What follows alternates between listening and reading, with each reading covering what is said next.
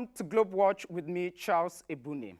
The greatest mistake I think I ever made was taking Nigerian music for granted.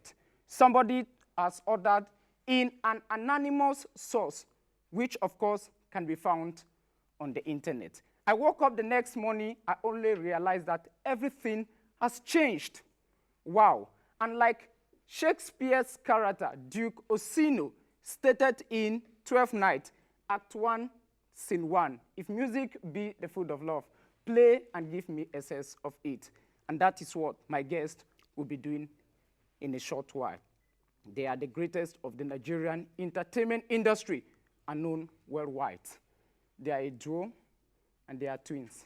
So their music is consumed across nearly every home in Africa and have a fair representation and consumption in the transatlantic and Euro-Asia marketplace. So why are they so appetizing?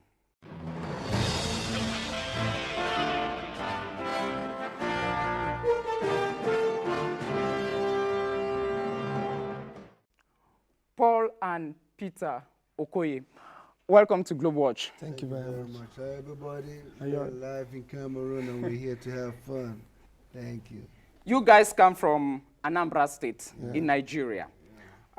Your names are so biblical, Paul and Peter. Paul and Peter are some of the best-known characters of the New Testament. Let me start with that biblical aspect of it. Just how godly are you guys? You have very biblical names. Well, I think if I have to go back to the history of how we started music, we started singing from the church. So I won't use that, but in every man, no matter how tough you want to be, there must be a fear of God in you. There are things you have to do apart from you thinking like a human. You have to ask yourself, is God, approving this thing you're about to do? So I think everybody has that self-conscience talking to him. But when you say biblical, let not sound as if I'm a pastor, I preach now. You are correct. Let me get the other view. Well, for me, I mean, who doesn't respect God? Come on. No matter, we can go ahead, sing, party, club, and all that, trust me. At the same time, we still have so much respect, for God. We're very prayerful guys. I mean, Peace Square, even backstage before we go on stage, we always pray, so we don't joke with that. So I won't say we're religious guys, but trust me, but we pray very hard. The third question has to do with your contributions to the Nigerian music industry and Africa and the world at large. But the second question, your latest hit in the market is Testimony. What are you guys testifying? You see, just like the word said, apart from you, people see your lifestyle when it comes to music, people seeing how good you are, people hearing your name everywhere. Sometimes you need to take it to another level by telling people, look, let me tell you guys, I need to tell you guys the truth. Our life has changed.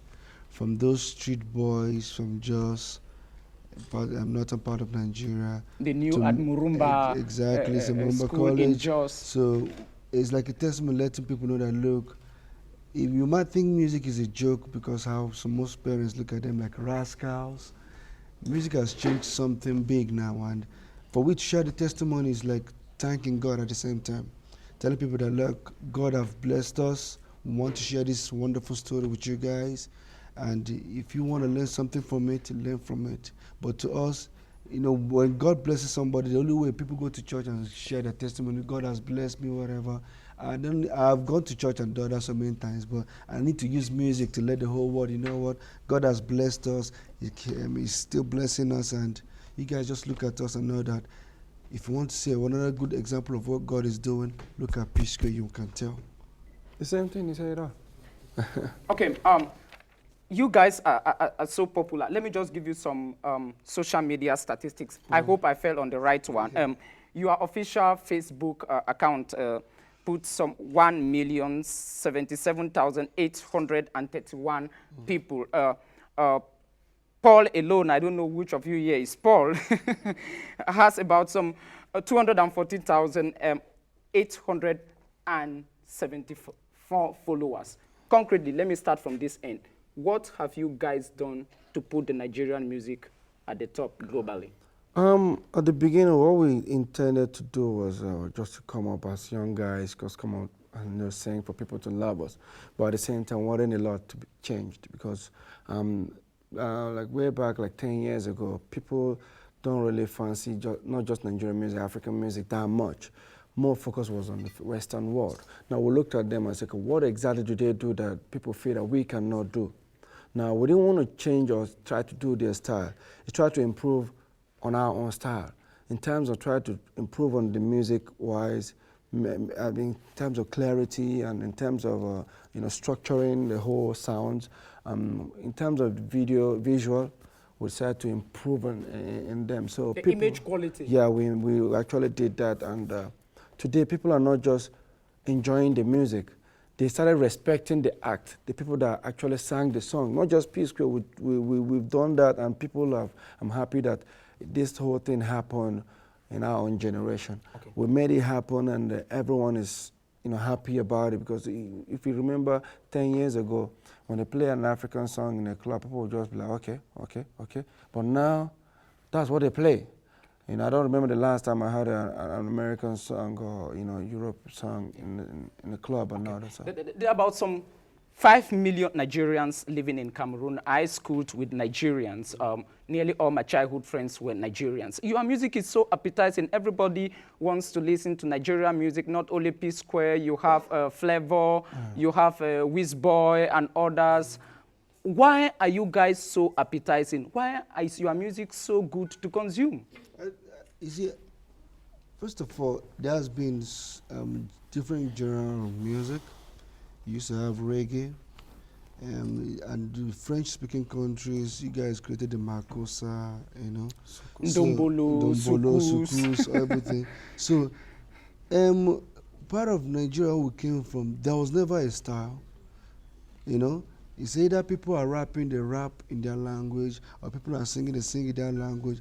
But all of a sudden, there's this style from Nigeria that just came, and the style has no name. But we just know that we could feel the music, we could listen to it, we can appreciate the music, but we don't even have a name for it. You understand? Just like in Ghana, they have hip life. In Nigeria, it doesn't have a name. But you just find out that there's the new sound that is just moving, taking over the world, that doesn't have a name. And they end up saying Nigerian music. Okay. Just like Matumba said. But you see, those kind of new sound cannot be. Gone are the days whereby people, you see, I don't like the fact that people do video and shoot in Africa. They try to show Africa, they poor children in the street, Absolutely. Flies, people hungry. Sorry, that's not Africa. Okay. Go to America, they have that. Okay. But we need to stop putting such images. If you want to shoot a musical video, go to a very good place in Africa. They didn't know that Africa is not what they think. They still believe we live on trees. Okay, so I was coming to ask that question because most people watch your clips. They are very clean. Everything about Africa is positive, positive. Just like the South African Broadcasting Corporation, SABC News International. The main idea of creating that channel was only the positive image of Africa. But Africa is equally poverty. Somebody may accuse you guys somewhere that you are not realistic in your music. Is that true? But some people, how do you respond to them? When you go to America, you think there are no poor people? You think they don't have ghettos there?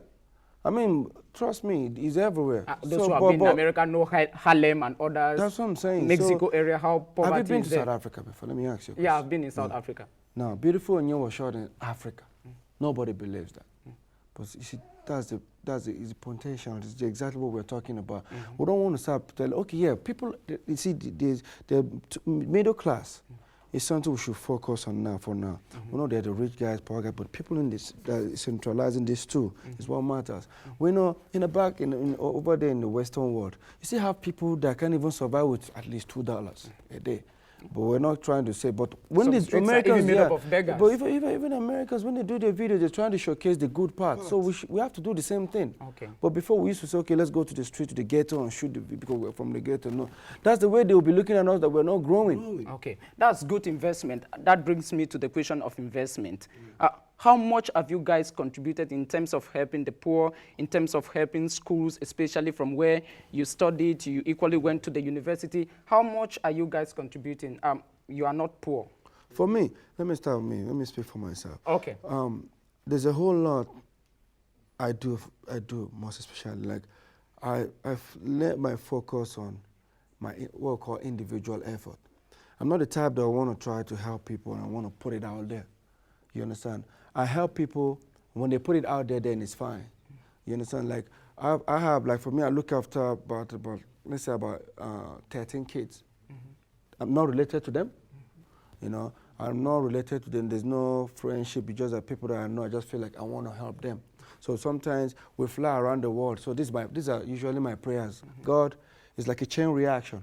If I'm helping these people, keep me alive, keep me safe, so that everything I make, some percentage, I use it to help these people. Okay. That's what works for me. Okay. And again, just like you said, you see, everybody wants to open about what you contribute or what you do. There's a way you go, you start doing it, and now look as if you're bragging. Okay? You don't need to brag about it. You don't need to say much about it. If you want to help people, it's between you and God. It's not between what the next man is going to say. No, he helped this person. There was this guy, one time, he needed the money for surgery in Nigeria, and people were donating. All we did was just, you know what, we'll step up and say, you know what, how much is it? Here is it, go for it. Okay. You know, so it's not about you just want to do something to let people know about it. Just do it. It's between you and God, and that's it. Okay, about 4 questions so that we can separate, because I know you have a very tight schedule. When I received my invitation for your concert, I realized one aspect of it. There is this Bring Back Our Girls tag. This is something which is piloted by former World Bank Vice President for Africa, who equally comes from Nigeria, Catherine Obiageli Ezekwesili. How shocked are you people about the activities of Boko Haram in Nigeria? How are you guys making sure that the girls should bring back? I told Savage. Like I said before, you see, there are things we are limited to do. There are things we are limited to say. We are not government. Okay. Yes, we have the voice. We are not soldiers. There are parts we can play. We've got the voice. When the moment the girls being kidnapped, everybody started going on the internet. People started lending their voice, just like we did, and we'll continue lending our voice until the right authority will do something. And again, this is a wake-up call for all African leaders. I think there's something we African leaders have forgotten for a long time. We don't take our security serious. We walk on the street, everybody feel free. And this is the time for us to wake up. Now I know why sometimes you go to the UK, go to America, you're walking on the street, a cop will stop you, I ask you who you are. Okay, what are you doing? Okay, can I see your ID? These things, we don't do it. We just believe we just put some whatever metal on the road to stop people. Where are you going to? Can I say? That is not wrong. That's what we call personal policing, meaning that we as an individual, we have to watch ourselves. Okay? Well, it's not everything you want the government to do. What are you doing? Okay. See something, say something. Hear something, say something. That's it. So I think it's a wake-up call for all African leaders. And yes, my country, Nigeria, has been the source of the information of Bring Back Our Girl, but it goes out to all African leaders. Sure. They need to wake up. European leaders, they do that. Okay. They wake up, they have meetings upon meetings. What are we like and what are the bridges? They do things together, you know. They go back home, they correct stuff, but here in Africa, everybody believes it's your country, man. Okay, we really need to do something about our security. Let me ask a question which has to do with you people's personal life. On the stage, you sound very harmonious, as if there is virtually no difficulty. Do you really have moments that you disagree to each other? Always. Always. Always. What is that particular element that always puts you guys asunder? Sometimes, people, I don't want people to just look at Peter and Paul and believe since we are brothers, we are twin brothers, we don't argue. You'd be surprised that we argued even yesterday. On what issues? Just normal. Just like you argue with your brother or sister.